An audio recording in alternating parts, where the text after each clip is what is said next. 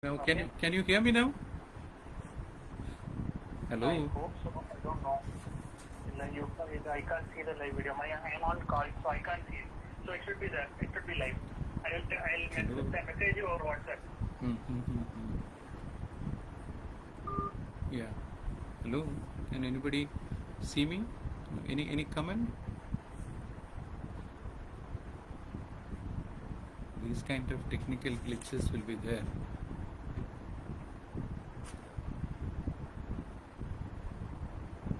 Ah. Okay. Hello. Last day. It's interesting. After all,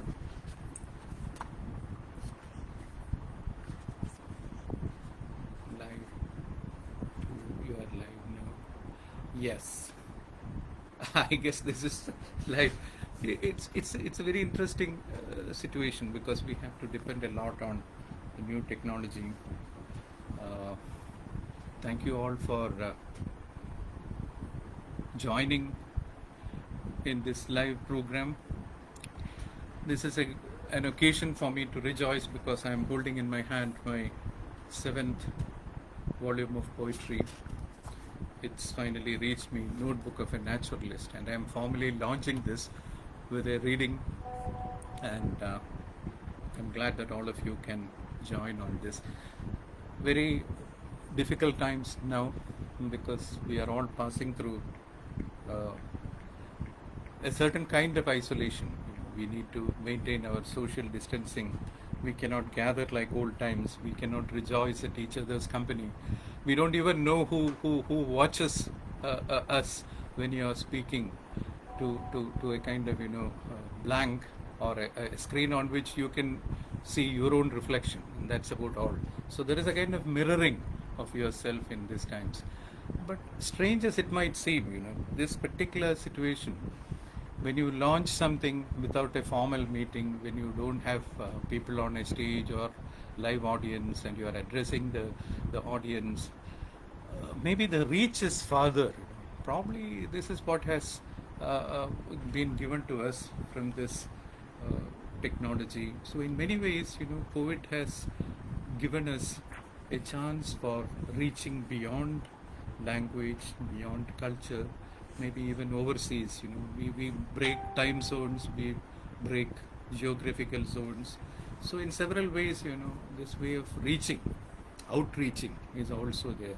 And poetry, of course, is a way of reaching out. There should be a certain kind of communication. It's very difficult to read and speak about one's own poems, and when you actually speak about your poems, you be sometimes it is good to talk about oneself, but mostly it is difficult because you have to have a self reflexivity. You have to think about situations and moods which you have been through. And when you hold a book of poems in your hand, it's with a certain kind of a mixed feelings. I'm happy that the book has finally arrived and the book came and it has reached me and it's in a print form with a lot of pictures. But at the same time, I'm also a bit, uh, uh, sad that the book can't be reached out physically to people. But then we have to be happy. We have to find happiness in whatever remains behind. So there is this feeling of happiness when I hold this notebook of a naturalist with me, and the publisher Red River has kindly asked me to read and then share these poems with people just like that. So then I'm glad that we can, as I said, read poetry despite this difficult times, read poetry despite our being isolated and having to maintain a safe social distancing or public distancing or physical distancing from each other. Human beings are gregarious creatures. We need each other's company. In fact, when you have companions, when you have friends, you feel like sharing a lot of things. Joy shared is joy doubled. So this sort of sharing would be there, but then I have to assume that we have lots of people who are here, and I can see that there are a large number of people who are listening to this, and I'm so glad that there are people who still would like to share and communicate and talk about each other's pains and pleasures and happiness. And here is poetry. So I'm happy that I can read from this book. So this is how I show you this book. So now, because it shouldn't be a kind of a monotonous kind of thing, I'm so glad that Dr. Usha is also there with me. So she will, she has kindly agreed that she will introduce. Let me pass this over to Dr. Usha. This one left.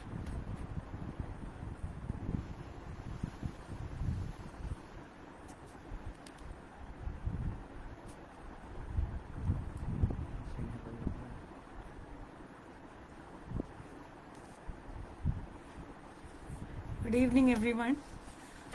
It's a pleasure to be with you all here today. Well, I'm not making any great introduction today. All I'm doing is reading from the book, and this is what the book is all about, and this is what is written in the book, which is what I'm going to read out to you. This is what it says. Murli Sivaramakrishnan is artist, poet, and professor, perhaps not always in that order. When he's not writing or painting, he's outdoors with his camera amidst his beloved wilderness. His involvement in art and poetry for over 4 decades has produced several works of quality and acclaim. He has published previously 6 volumes of poetry. These are some of his books. This is the first one. It's called Night Heron. Then came Conversations with Children, and this is Earth Science. This one also has sketches. This is The East Facing Shop and other poems. And then you have selected poems. And then Silverfish. And now the 7th volume, Notebook of a Naturalist. And you can see it's got all sorts of pictures, various pages. It's flooded with pictures, in fact. So let me continue to read. His poems have been noted for their personal tone and simplicity of expression, for being, I quote, spiritual without being dogmatic, tender without being sentimental, philosophical without being pedantic, communicative without being loud, and well crafted without being clever, unquote. His paintings, now about the paintings. His paintings have gone on display at many group exhibitions in India and abroad. His drawings and sketches that accompany these poems are not meant as illustrations to the verses, but serve to create a visual space on their own within the pages. This collection of nature poems reveals the fine combination of the naturalist's eye, the artistic vision, and poetic expression. Over to Murli.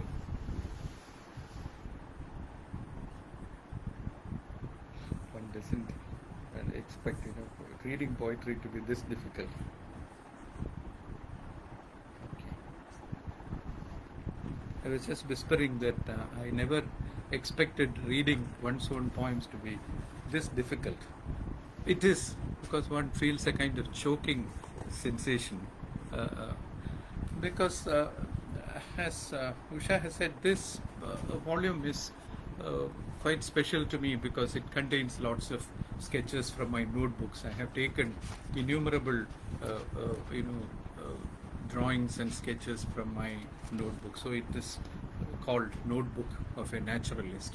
And I'll read the first poem. These are all short poems because they won't take more than a minute, less than a minute. The idea is to see the poem, to see the pictures, the drawings, and then get to hear it too. An animal's eye. This is how I have opened the collection. An animal's eye. An animal's eye can see right through you. With its blank stare, it looks at you. Your very thoughts are transparent. Your very being, just being there. The animal looks, sees like God. A staring animal can see you beyond your clothes, beyond your well-groomed looks and pretended demeanor. You walk nude again, child, son, brother, all relations severed once again. The very self, the animal self. An animal's eye closes in on itself and your image disappears. You wake up again into your cultivated self. An animal's eye can make and remake. So this is the view from the non-human world, a different perspective. I don't want to talk about the poems. I don't want to give a lecture on the process of poetry. I'm supposed to read, and this is what I'm doing.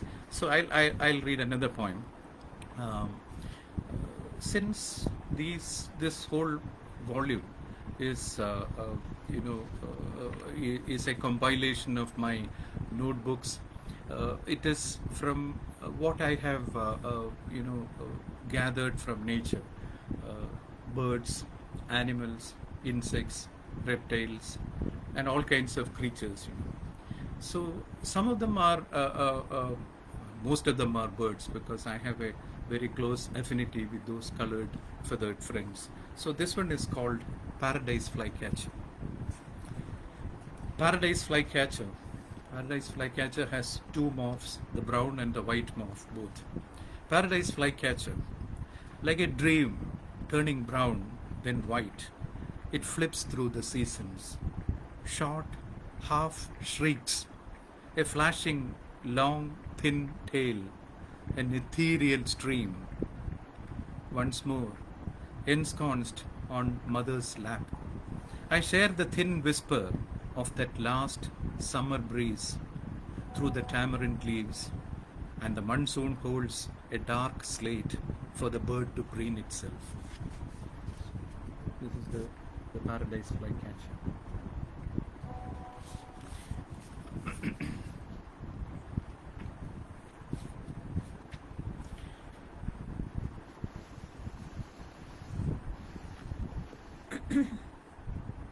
Hello again. You put the earphone on, it's better that way. Yeah. Hello again. Otherwise you can't hear. I thought I should be reading to you also from the foreword by Anne Fisher-Worth. Anne Fisher-Worth is the author of The Bones of Winter Birds, The Bones of Winter Birds, and Mississippi, and co-editor of the Eco Poetry Anthology.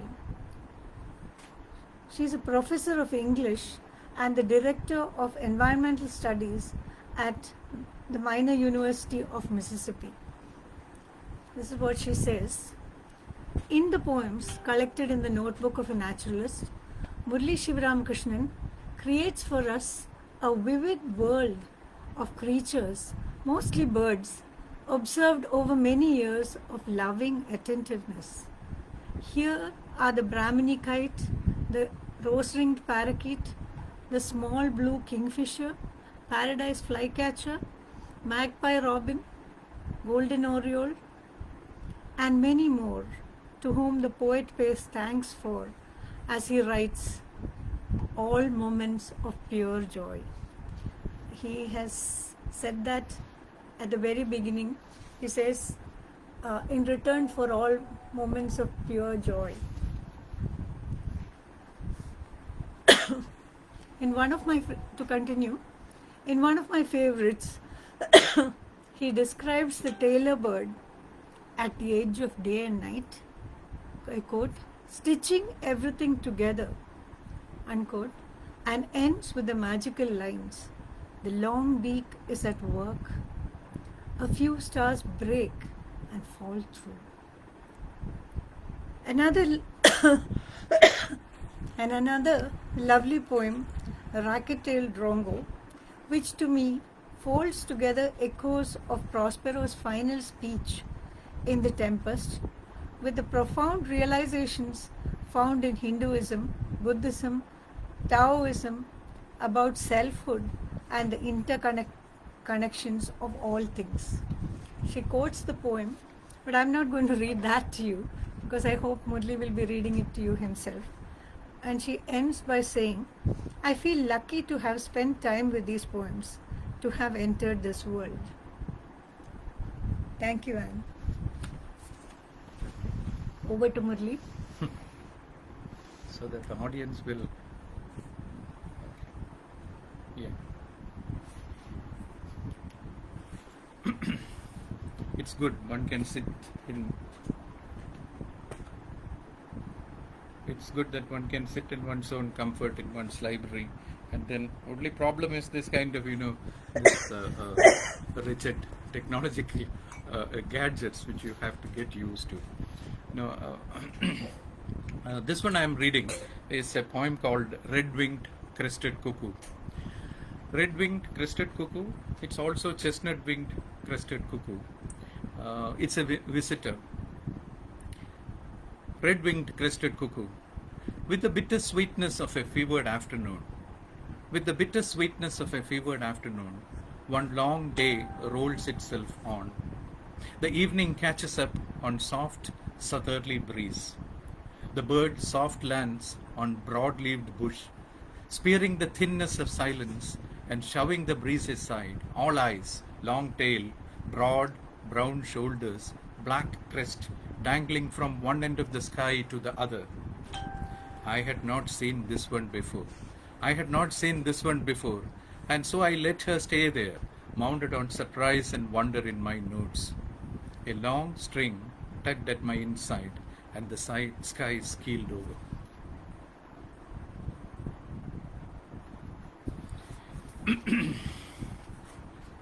The next one is called Indian Robin. Indian Robin.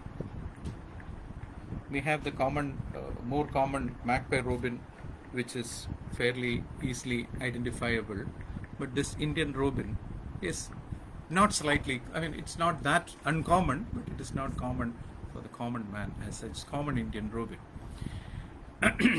The bird is the male is black with a chestnut underparts, the backside. As I stood between their cluster of leaves and breaking eggs, the surprised pair dived and reeled in and out, beak full of long-winged flies and hairy caterpillars. The air was dense with fear, tremor, and instinct. The blackbird flicked its tail furiously, as if to wave the red earth into submission. The brown one stood patient, tied to the twig. Her eyes were elements of homing. The nest was full. I did not want the young ones to know I was there, and so left with my long shadow, disentangled from bush and sky, and neither had left the bush. The Indian robin pair.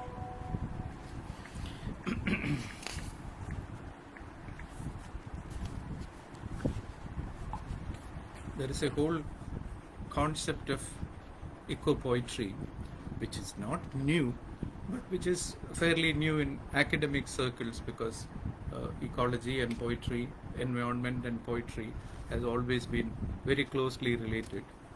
But there is a new anthology of eco-poetics which is coming up, edited by Mary Newell, and kindly they have included a few of my poems. One of them is called Wagtail.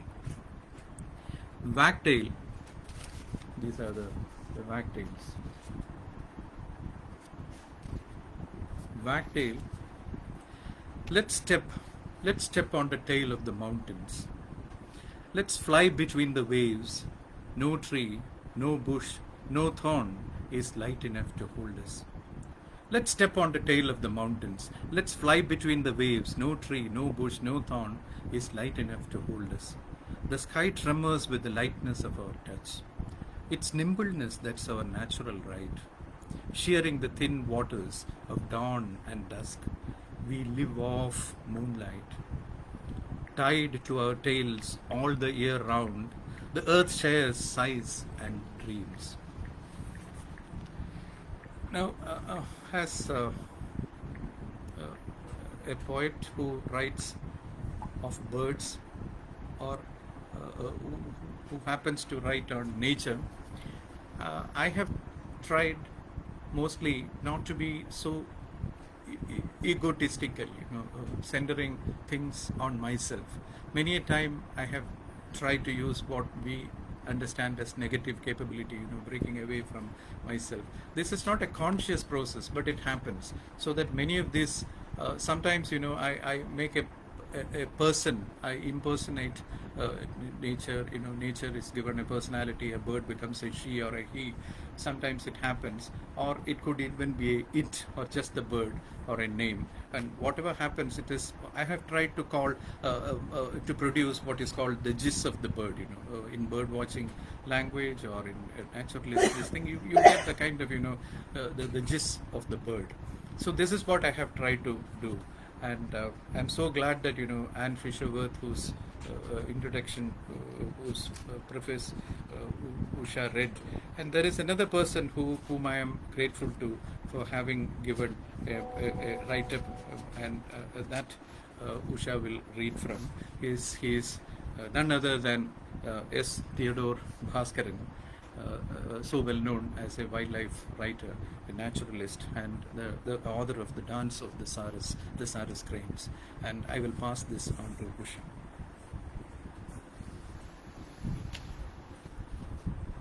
Hello again. I'm reading what Theodore Bhaskaran, the author of The Dance of the Saras, has written. He says, what makes this book unique is the fact that each verse is accompanied by a line drawing, work of the poet himself. I am reminded of M. Krishnan, who wrote prolifically in the 1950s to 70s, often illustrating each of his articles with a line drawing, usually a bird or a mammal. In this book, Murali Sivaramakrishnan effectively captures the essential features of a bird in his minimalistic line drawings, such as the slight curve in the long tail of a paradise flycatcher while it is perched, or the angle of the wings of a tern as it hovers around water, aiming at its target. Murali effectively combines his skill as an artist, his talent as a poet, and his engagement with birds, a rare blend indeed. His poem on the hornbill describes its distinctive nesting habits, while his poem on the eagle brings out his anguish about deforestation. One of the most beautiful poems is about a small bird, a spotted owlet, which ends with the words describing its call, "An antique laughter floats by." The imagery in his verses rivals his sketches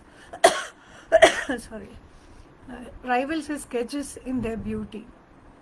This book is part of green literature that has appeared in the last few decades and is bound to win converts for nature, for birding, and for poetry.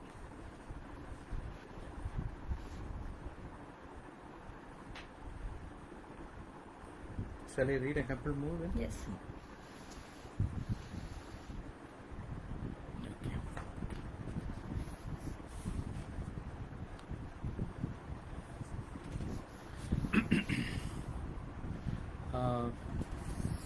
This poem is called Hornbill, and this is about a pair of hornbills.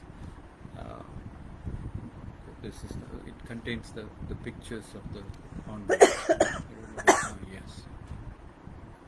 The drawings, there are innumerable drawings, but some the publisher has chosen and printed there. Hornbill. I look up, and the heavy wings flap and flow by tall winter trees. I look up, and the heavy wings flap and flow by tall winter trees. The mate is nearby, safely ensconced, keeping a dark nest warm with chicks huddled. A pair of large eyes lets the sun cross the broad leaves. The huge beak and casque tender to the touch of the mate as he hangs over the nest and feeds, opens and closes, and chokes out red berries. The sun merges with the trees as the last drop of light is tasted. The hornbill, of course, the female is imprisoned or locked inside the nest till the chicks are hatched, and the male comes and feeds the female.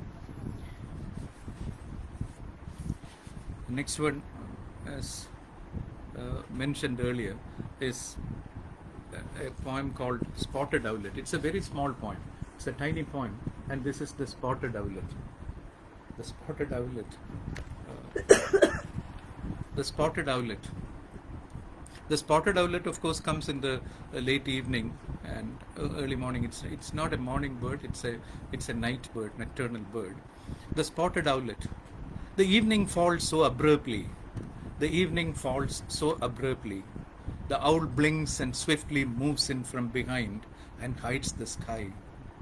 An antique laughter floats by, light as feather. This is about the Spotted Owlet.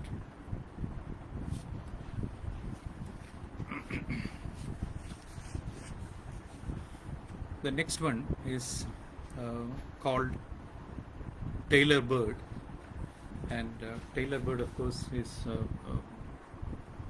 quite well known. Many of us would have seen the bird, and this is the Tailor Bird. The Tailor Bird makes a fabulous nest, and it's so beautiful. It stitches huge flat leaves together and makes its nest. So that's why it's called the Tailor Bird. It's a prenia. It's one of those small tiny birds. Tailor Bird. The breeze floats high. The breeze floats high. The day speeds by. All night and sky spreads blue. The breeze floats high. The day speeds by. All night the sky spreads blue and black. The tailor is at the edge of day and night, carefully stitching everything together. The long beak is at work. A few stars break and fall through.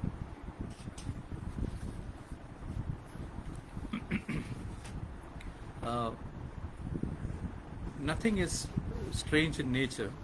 Everything, all kinds of relationships, everything is possible in nature.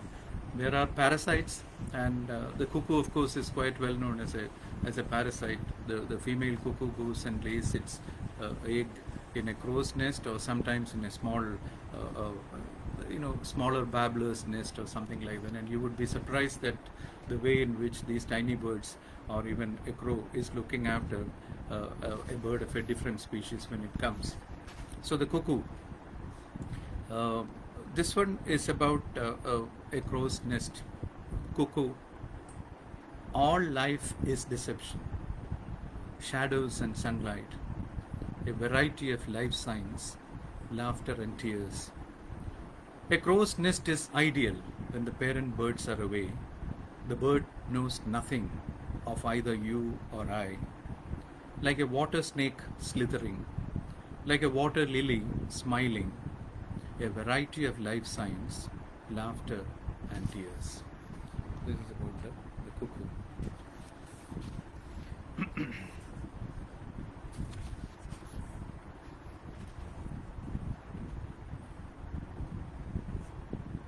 The next one is called Blue Rock Thrush. Thrushes are, of course, extremely beautiful singers. We have so many different kinds of the robin which I mentioned. Magpie robin is our own backyard thrush, but this blue rock thrush, and there is this whistling schoolboy, which is fabulous, which is a miraculously amazing songster. This blue rock thrush is a small bird. It's a rock thrush, so this is blue rock thrush. Blue rock thrush. Dark, low-flung clouds hide the sun. The hills are silent.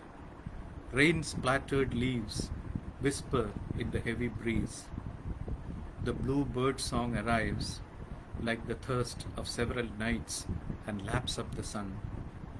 The many years of the earth listen. I cannot leave this place.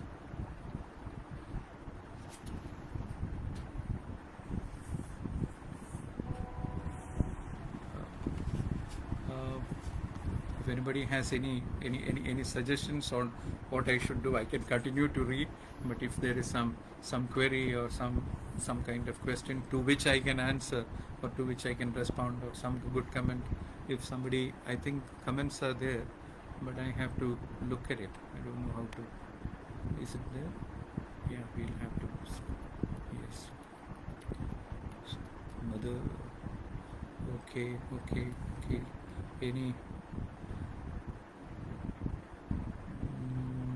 Any questions? Okay.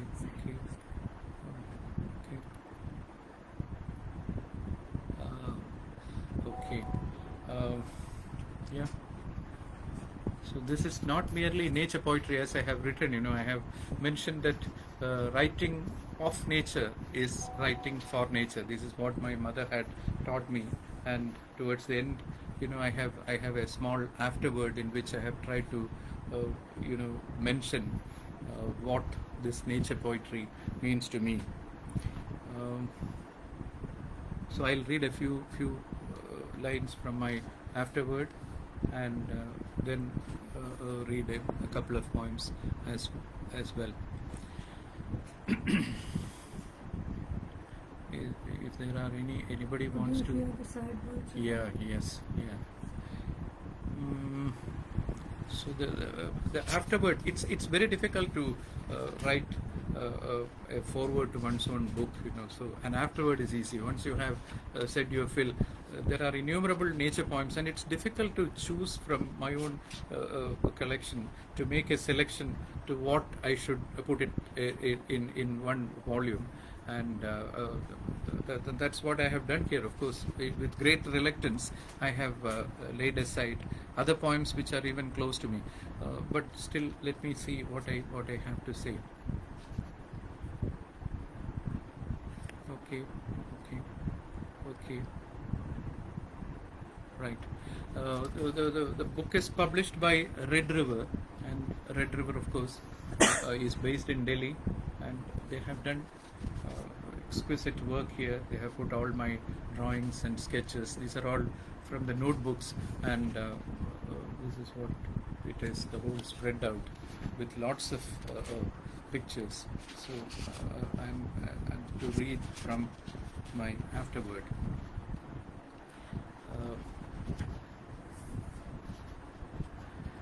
This is my 7th book of poems, and this volume is of special significance for me on many accounts, primarily because it's a collection of very short poems, and this, perhaps, I'm sure that it won't go 100 because of its short span, and it doesn't require much attention. So then I'm assured the book will reach people. More than anything, these poems cover a whole range of my special interests and involvements. I'm a lover of poetry and nature. I love the outdoors, and I love sketching and painting. So being at home, one can only dream about the outdoors, because there is no way in which we can reach out right now. So poems that range over nature and natural history, involving the artistic eye and the musical ear, drawing attention to birds, insects, reptiles, animals, and above all, echoing their world of magnificent color and light and rhythm that they live in, are very close to my heart. So this is an offering in return for all those moments of pure joy to be shared and relished by all those who love nature. As with painting and drawing, I believe my poems are also poems products of spontaneity, because I'm primarily a mood poet. I don't sit down to write poetry. If it happens, it happens. And when it happens, many a time with great reluctance, I have let it go by, because I could be in the middle of something, maybe in the field where I am not, I don't have access to either a mobile phone or laptop or pen and paper. So sometimes I have to scribble some lines on my word book itself, and that is how many of these poems were created. So this is an offering, and I have found that there is no one-to-one correspondence between word and line and color. I don't illustrate because I don't believe that illustration is possible. You cannot find a kind of correspondence between what you write in terms of words and you create as image and what you visualize, because this is a kind of tension which any artist, poet, or any poet who has artistic inclination would have experienced. In fact, many have also experienced that there is a tension and like a sort of a difficulty between what you try to evoke as the visual and what you try to create as the verbal kind of thing. They just happen. The drawings are not mere illustrations to the poems. Neither are the poems purely descriptive. They complement each other. Yes? You read it and then we'll... Yes. So here you are. Those questions shall I read a little more from here? Okay. Some of you might wonder whether the title is a bit prosaic and ordinary. I have titled this book Notebook of a Naturalist. In fact, I have published a series of poems. Wherever it is possible, I have called them Notebooks of a Naturalist, from Notebooks of a Naturalist, and that has been always there. But then this is a notebook of a naturalist. The word naturalist is too old-fashioned in these ecologically self-reflective days, where ornithologists, herpetologists, entomologists, zoologists, oologists, and whatnot may be. Ecologist or environmentalist might have suited it better, but I would still prefer naturalist. As you pursue the poems, you would also agree with me. That's what I believe. I'm not a scientist, not a trained biologist or a zoologist. Neither am I too systematic in my pursuit of learning in this direction of nature studies, although in other fields I am. My love for nature and the spoken word are the prime motive for these creations. And anyway, poetry does not stand up to reason and logic. It moves like the sunbird's iridescent wings in the direct sunlight of a tropical afternoon. It flashes through the forest like the flight of a green pigeon. It affects our inner eye and ear. It makes us love a little deeper. As with everyone else among my generation, my love for nature began in my childhood, grew alongside my teens and youth, and still throbs inside my middle-aging mind. However, my serious involvement and study of nature and natural history began in the mid-70s when I stepped into my BA class in the Maharajas University College, Trivandrum. The doyen of Kerala's natural history, Professor K.K. Neelakandan, was our professor and chair, and he was then quite a well-known ornithologist. With him began my birdwatching sojourns.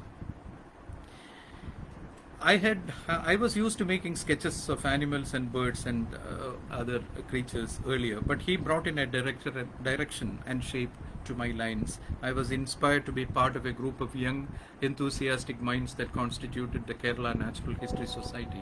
Many of you might be familiar with that, and I can also see quite a lot of my friends who were together, who were with us when we were part of this Kerala Natural History Society. We used to meet during the fourth Saturday of every month, and without fail, I would turn up at the meeting venue in the evening promptly. Even if I failed to attend some classes, I wouldn't miss this sort of meetings. All of us would share our natural history notes. It was something I used to look forward to. And then there were birding trips and short outings with equally enthusiastic youngsters. But nothing is etched so deep in my mind as those where I had gone with Indu Chudan, Professor K.K. Neelakandan. I have written about it, but eventually, it was he who introduced me to Dr. Salim Ali, and I was so fortunate enough to have a book signed by Dr. Salim Ali here in my library. Now,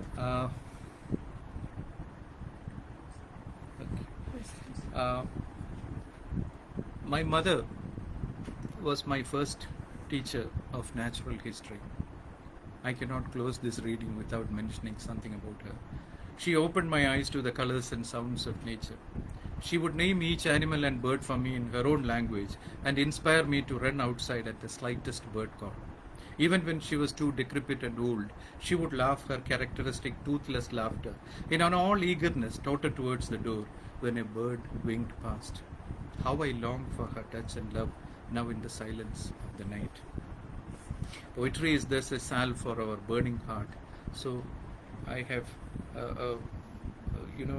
without, I don't want to politicize and I don't want to problematize these sort of things, but I have written about a little about, nature poetry and the values that nature poetry affords us and how poetry becomes significant on account of what it says.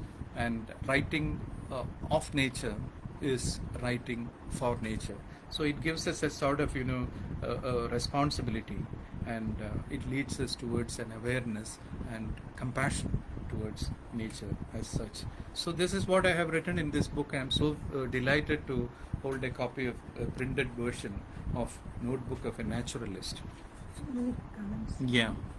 I have some questions and comments here, but I don't know how I can. Okay. Yes. Sudeep Ghosh has asked a very difficult question. How do you strike a balance between the artist or illustrator and the poet in you while curating your poems? As I partly answered it, and I have tried to answer in my afterword too, there is no one-to-one correspondence. Sometimes you feel that that extreme urge of taking a pen or pencil or whatever you can lay your hands on and to illustrate and depict.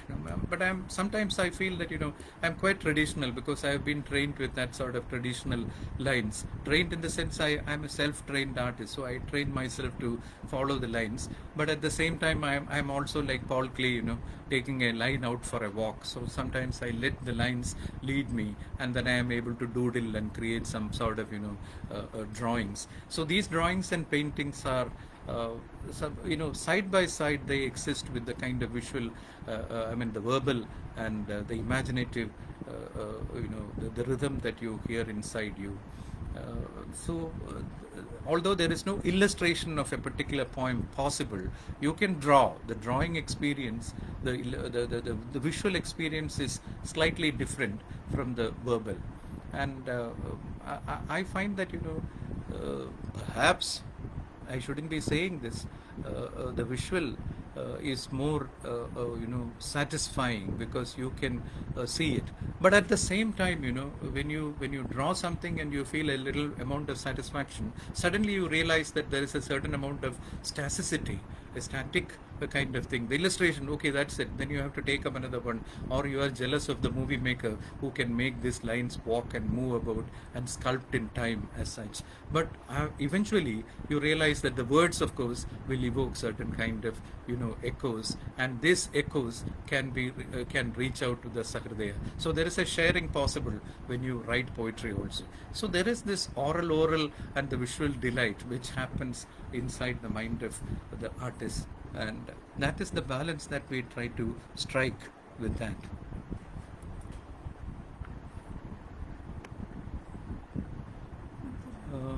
Yes.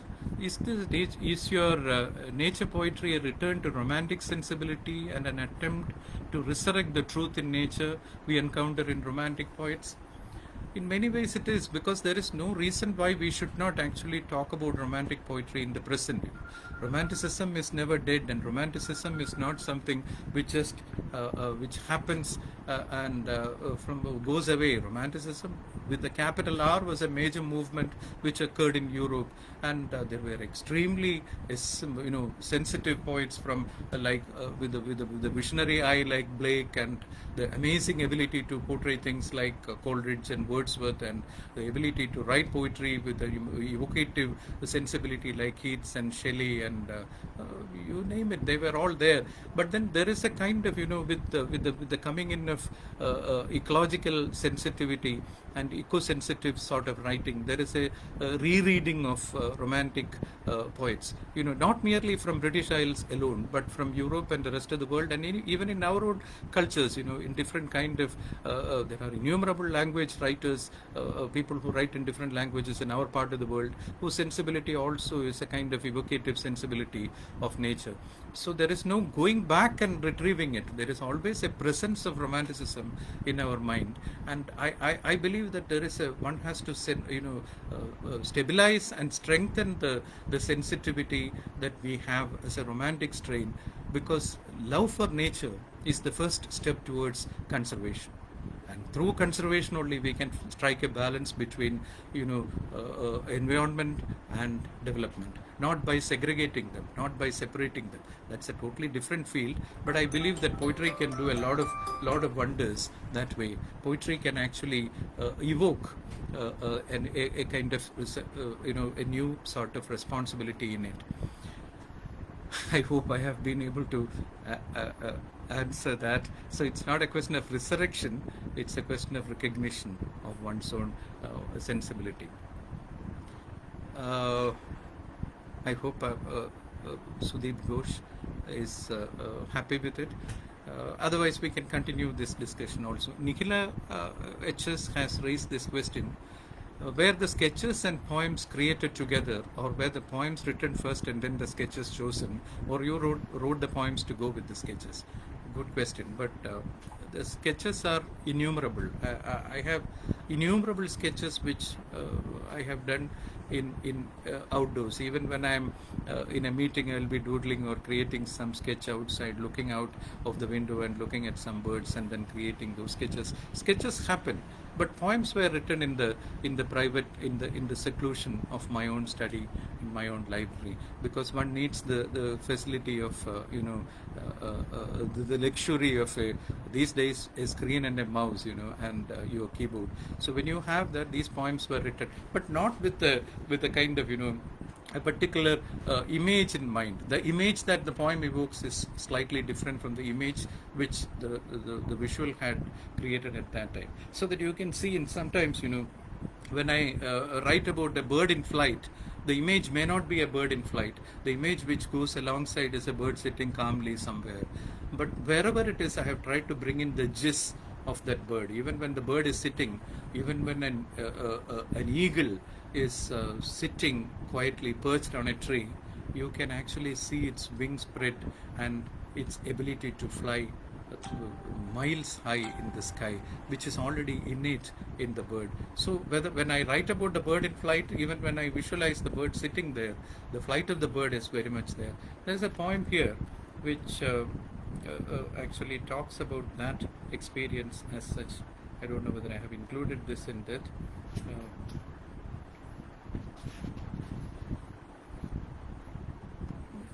Okay, we'll have to see. Yeah. So, is there any? It's a black-winged kite. Another question, dear sir, what comes first, the word or the image? Very difficult, Rajesh, because the word and the image, bimba and shabda, the image also comes at the same time. I don't think there is a separation for that. You create your conceptual signs, whether it is graphic or auditory, or whether whether it is visually created. That's fine. Yeah, this is the point. This poem is called Black-Winged Kite. Do I have the time to read a little more? This particular poem, do I have the time to read? Okay, it's called Black-Winged Kite. Those who have seen the Black-Winged Kite And even if you haven't seen the black-winged kite, if you go to the mountains, our own Western Ghats, right from Mumbai to Kanyakumari, the whole stretch of Western Ghats, sometimes you might come across this beautiful bird. It's a small bird. It's not as big as a big eagle. That's why it's called a kite, But it's a black-winged kite. And that amazing bird is there because it catches your attention. Anyone who just looks up at the skies in the mountains, in open clearings, near the Shola forest or something, because this bird has this amazing ability to hover over a particular point. It stands over a particular pond or looks at the prey, and then it can fix its prey, lock the prey from a distance and just dive. And you will be surprised to see this bird just standing quietly there. Black-winged kite. I have given pictures of the bird in flight and the bird sitting too. The blue mountains fade into purple and brown. All day the earth with bated breath has lain, and now hushed under the fading light of the eight-cornered sky. A slow tremor moves in the breeze. Here all is light, while the kite gently treads the horizon to let the air through. Will the mountain bear the weight of another immense dive? This is the bird. Okay. I don't know. That's a very difficult question to ask. No, Geeta Nair has asked a very difficult question. Is it a Blake Hughes combine? Whatever we have read, automatically would be there in the mind. But I don't deliberately, think about the influence of these writers. They have already helped us, see things. They have given us a perception. So it's like, you have your specs. They have given the specs, but through that you have to see, your perception, your way of looking at the world, your observation. That makes a lot of difference. So it's not particularly in a way in which, like looking at the image of God outside and screaming at night. It's possible, but we will see God in the sunlight and in the rain at the same time. Covered all the questions. Yes, I have. Yeah, looks like I have covered many of these questions. I thought I have covered it. I hope. Geeta, Dr. Geeta, is it okay? Yeah.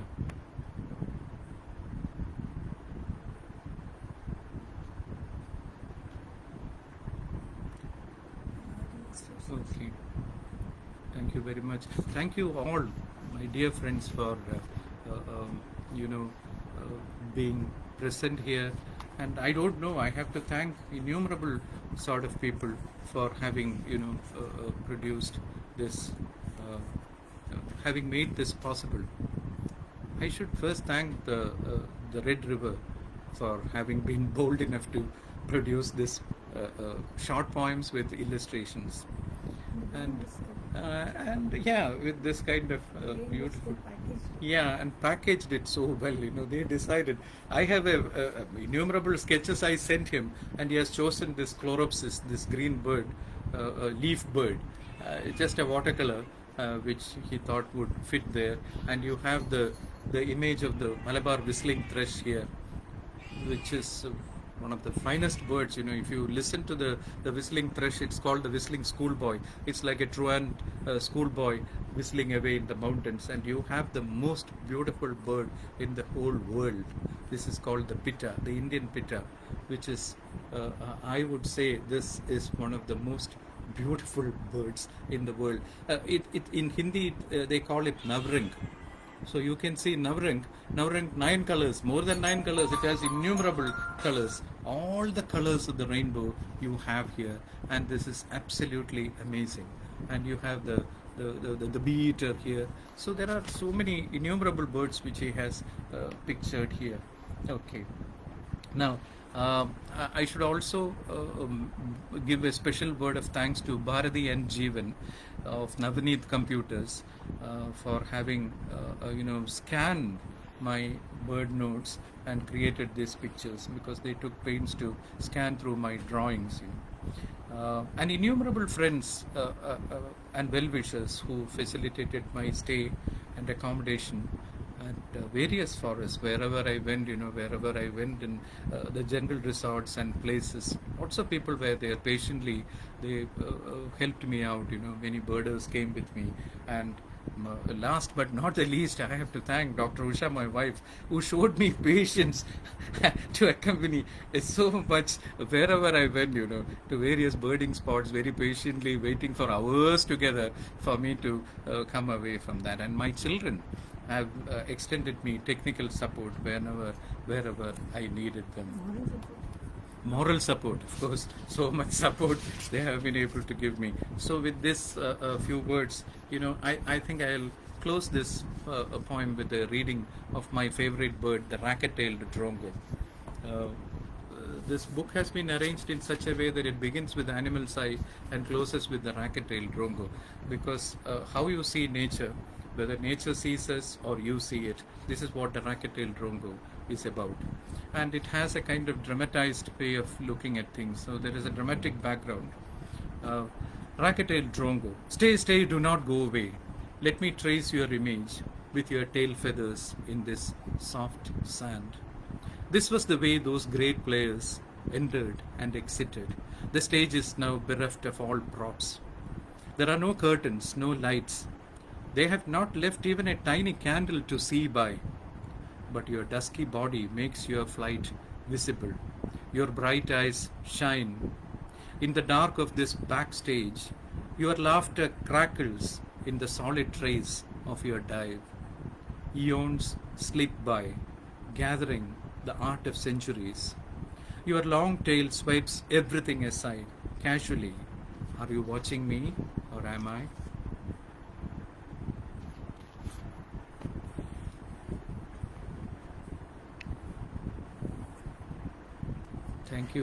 Thank you, dear friends. Thank you so much for patiently listening to my poems and being part of this, experience of poetry release through the web.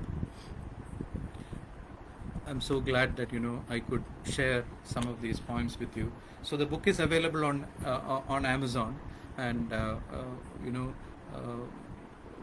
Red River, of course, address also you can find on the web, and you can get your copies.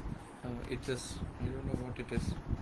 It's priced as at US dollars 9.99. Anyway, that is available. Thank you all for being here, and should I say goodbye or so long? And Red River, of course, I was hoping that I'll hear from Red River, because they said they are the people who are organizing this event, and they have told me, thank you for trusting us with your work. I like that. I like the kind of mutual trust which we have been able to build up. Thank you very much. Thank you all. Thanks. Good night. So long.